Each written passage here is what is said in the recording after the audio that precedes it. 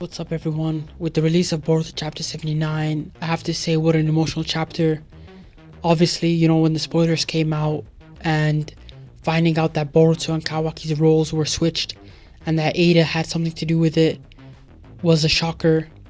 And I have to say credit to Kishimoto and Ikemoto for the work that they've been doing these last few months, where it feels like the chapters have been 10 out of 10, month after month. And I have to say, what a plot twist. Never did I ever imagine that Kawaki would wish for to be in a position where he's in Boruto's shoes, and because he wants to protect Naruto so much, he would want Boruto to play the role of a villain, which is a bit interesting because I created this channel, Darth Boruto, in hopes of seeing a story where the main character plays like an Anakin Skywalker type role, where you have somebody who's a hero and he becomes a zero, like the hero to zero concept. And I did this in thinking that would it happen, would it not happen. In the Boruto forum, in Reddit, there is always discussion about whether Boruto would ever become rogue. And I think people over the years just kind of gave up on that idea, where it just seemed like Boruto was just going to be like Naruto 2.0, because he shares a lot of similarities with his father, and rightly so, since he's Naruto's son. But with Chapter 79 and Kawaki getting his wish through Ada, that he's now looked on as the son of Naruto, and he's looked on as someone that's beloved by everyone. I don't know how Boruto's gonna get out of this situation unless someone like Sasuke either helps him, or B, Kashin Koji comes in and saves Boruto, because Kashin Koji, he's a creation of Amado using Jiraiya's cells. But another reason why Kashin Koji makes sense is because Kashin Koji knows the inner workings of Kara, and he has a score to settle with Amado, because Amado wasn't entirely honest with him back when Amado was going to the Hidden Leaf, and Kashin Koji was gonna fight Jigen. But this chapter it had so much going on. You had Momoshiki, being the troll that he is, telling Boruto, hey, before shit goes down, how does it feel to lose everything? And Boruto still doesn't know anything. And I think that's the interesting thing throughout all of this stuff, from Boruto, Kawaki, and Ada, and Damon having to live in the same house for a little bit, to the Code fight with Kawaki and Code, and then Boruto entering the fray.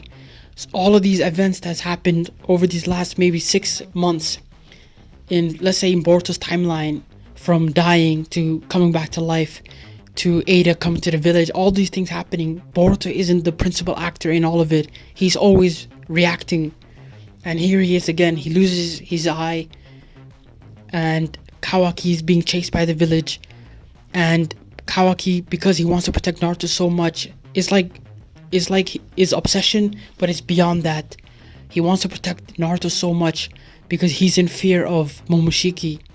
So he wishes in his heart to be in a position where he's able to protect Naruto, and that Boruto, because he's beloved by everyone in the village, no one's gonna turn on Boruto. So he wishes Boruto would be the outsider. So Ada, through this power that she has, I don't know what you want to call it, enchantment, charm, whatever, the term that's used, omnipotence that Momoshiki mentioned, whatever that term is, Ada is able to grant it. And this is the end result, where the Kawaki is now in Boruto's shoes. He's looked on as an Uzumaki. He's everything that Boruto went through, from the episode 1, the Academy arc, all of that memories is been replaced with Kawaki. So all the little memes I've seen on Twitter where it's Kawaki in baby Boruto shoes is really funny, but it's sad at the same time, because Boruto's now in a position where he's got no home, no family. The only person that's knows what's going on besides Ada and Kawaki is Sarada. And if, for example, next chapter Sarada says, "Hey, what's going on?" To her father or to anyone that's gonna listen to her, they're gonna think that either A, she's an accomplice to Boruto, or B, something's wrong with her and she won't be able to help Boruto effectively. So either way, I think Boruto is gonna have to be saved by someone, or maybe go along with whatever Momoshiki has in store. And I think in a few chapters back, Momoshiki mentioned how Boruto is gonna willingly surrender himself over to Momoshiki, because Momoshiki, this is the moment that he's been waiting for, where Boruto is gonna lose despair and give up, because Boruto is gonna be in a state of shock because he not only loses his family, but now his name has been taken away from him. But overall, on just talking about the chapter in general, the chapter was amazing, and seeing Amado being in a state of shock, where Amado reveals to Shikamaru that he has the switch off code of Kawaki. Shikamaru is shocked by it, because it just shows that Amado has so much cards up his sleeves, and that whenever it's convenient, he unveils his plans. But all in all, this was an emotional chapter. It had so much going on, and it ends on a cliffhanger where we don't know what's gonna happen. I think Momoshiki tells Boruto to run, and I think next chapter is gonna focus more on Sarada, because she's the one that knows what's going on, and we're gonna find out if Sasuke is playing along with what's going on, or B, he thinks Boruto really is the killer of Naruto. So, and before I end the video, I just want to say this. I know people mentioned Kawaki and his behavior, and how twisted and demented his actions are, especially with his demand of telling Ada to tell Shikamaru and everyone else that Boruto is responsible for the death of Naruto. But I want to say this: it is demented, and I'm not gonna lie. What Kawaki's actions, it is a bit messed up. But I also don't want to I don't want to also the point to be lost that Kawaki's actions are, at the end of the day, he wants to protect Naruto. Naruto's the only thing that's protected. Naruto's been the only good thing in his life. So because of that, his actions are based on, hey, this is the only good thing I've had in my life. I want to protect it, and he's going overboard. And listen, sending your adopted mom and dad to another dimension, getting rid of your brother's eye, and now stealing his name, that is pretty demented. Let's not kid ourselves.